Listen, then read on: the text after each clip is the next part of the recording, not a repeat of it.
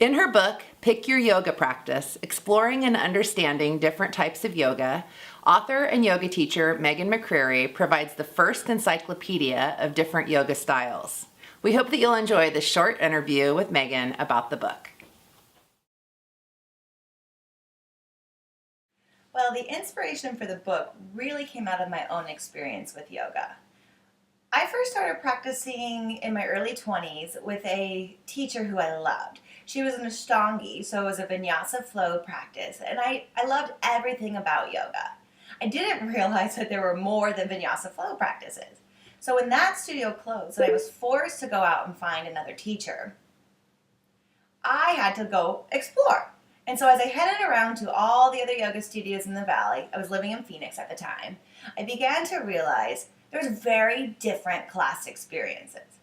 Some I really enjoyed, some I kind of liked. There were some elements of certain practice I liked.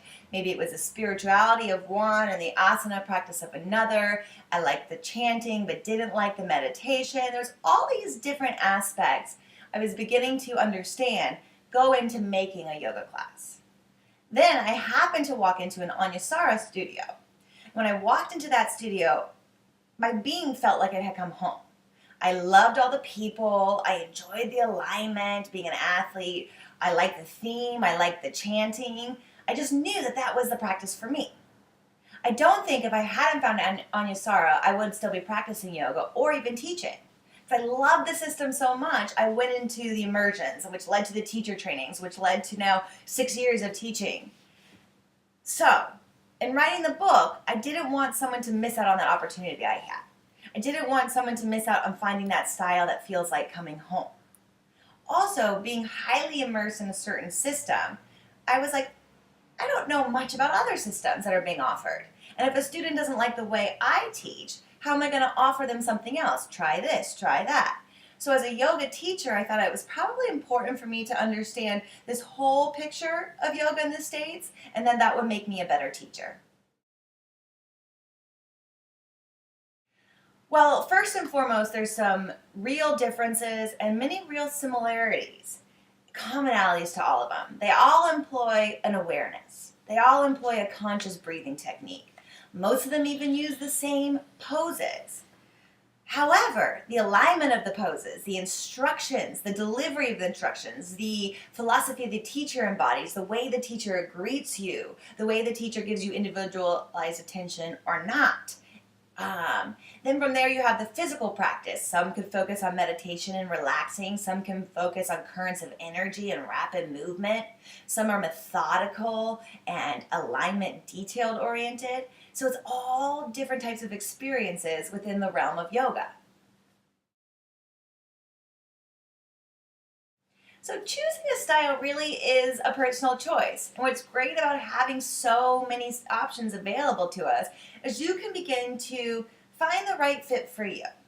One of the first things I would consider are your needs. Do you have physical limitations? Do you have restrictions that you need more attention for? Are you super athletic and that's your physical need is to get it out and to really move fast? We have all these different needs physically that you need to consider first. The second thing I would consider is your emotional needs. Where are you at in your life? Are you needing a more compassionate practice, a more nurturing style and teacher? Do you need someone to push you? Do you need a stern teacher who's going to be on you, really pushing you to your threshold every class? What would your emotional body need? Where would you feel best and where would you grow as a person? The last thing I would consider is mental. Are you interested in listening and using your mind to align into the poses, or do you sort of want to check out and only focus on your breath? Again, so many different ways of practicing. You might even find a combination of practices that work for you at different times in your life according to the different things you may need. Well, I cannot stress enough, at least in my belief, how important it is to start in the beginning. Take a basics, our beginner's class, where you're going to get those foundations, where you're going to learn how to place your hands and feet, where you're going to learn how to align your bones and arms and torso in the pose, where you're going to learn how to modify the poses according to your range of motion today. Some of the styles that offer that really strong foundation are usually alignment-focused yogas. So the Iyengars and the Anusaras, any yoga where you're going to get individualized attention, like Vini Yoga or Ishta Yoga, really learning the foundation and starting in a system that's going to give you everything you need will only be the platform for a really expansive yoga practice. And you can go on to study any style with a strong foundation.